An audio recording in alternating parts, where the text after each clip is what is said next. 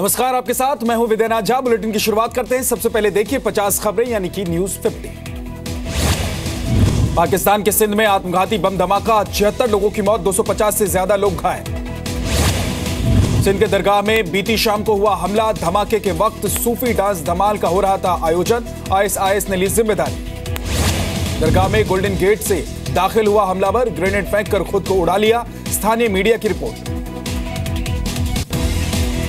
Pakistan army chief Qamar Javed Bajwa का बयान, सिंध हमले का बदला लेंगे।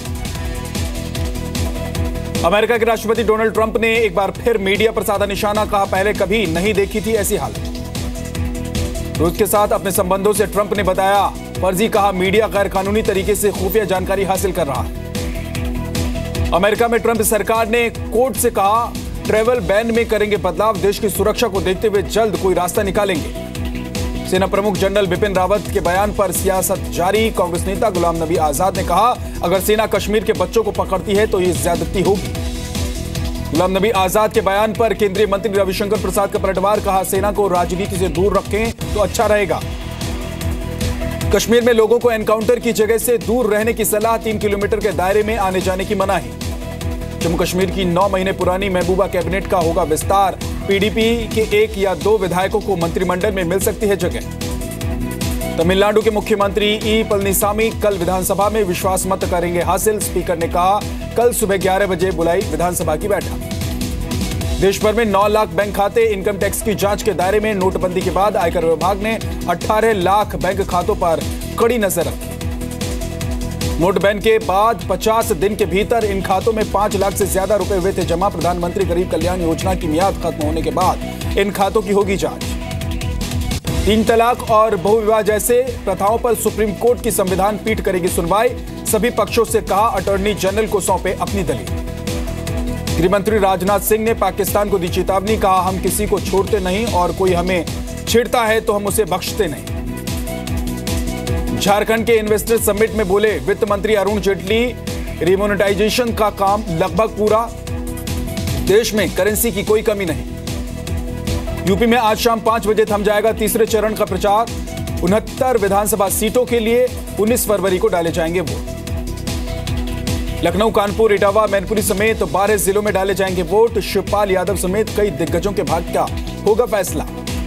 तीसरे चरण के प्रचार के अंतिम दौर में सियासी दलों ने पूरी ताकत झोंकी। मुख्यमंत्री अखिलेश यादव की लखनऊ में 2 और बाराबंकी में 5 जनसभाएं।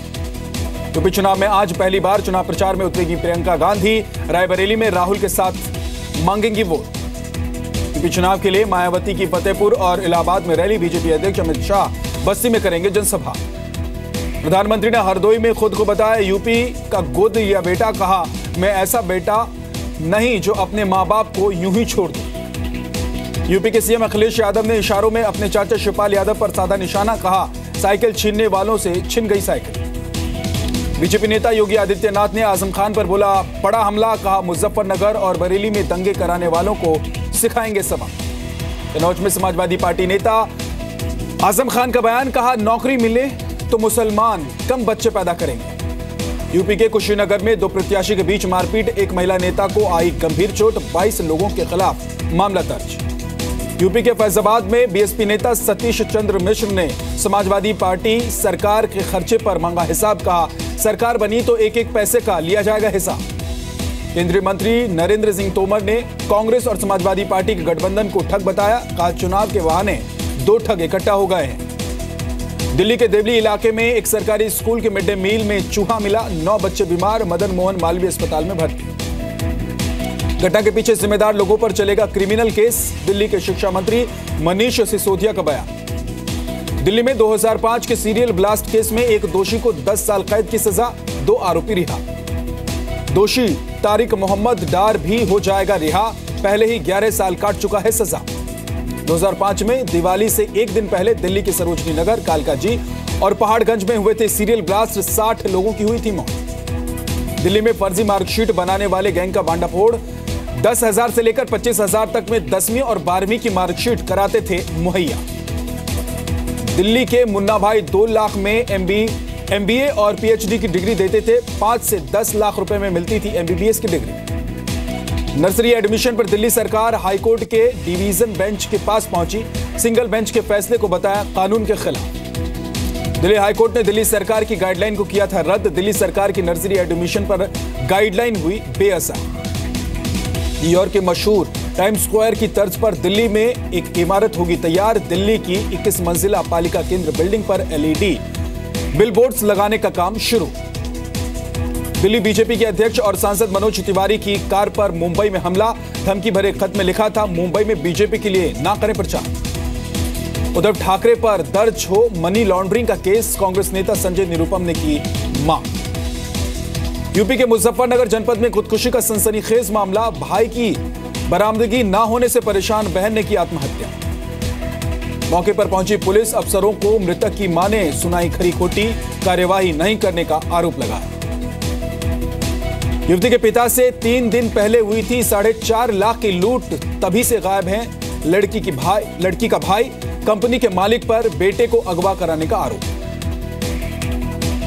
दक्षिण कश्मीर के शोपिया जिले में बैंक से 2 लाख रुपए की लूट। वारदात की सीसीटीवी तस्वीर सामने आई। भागने से पहले लुटेरों ने चलाई गोली।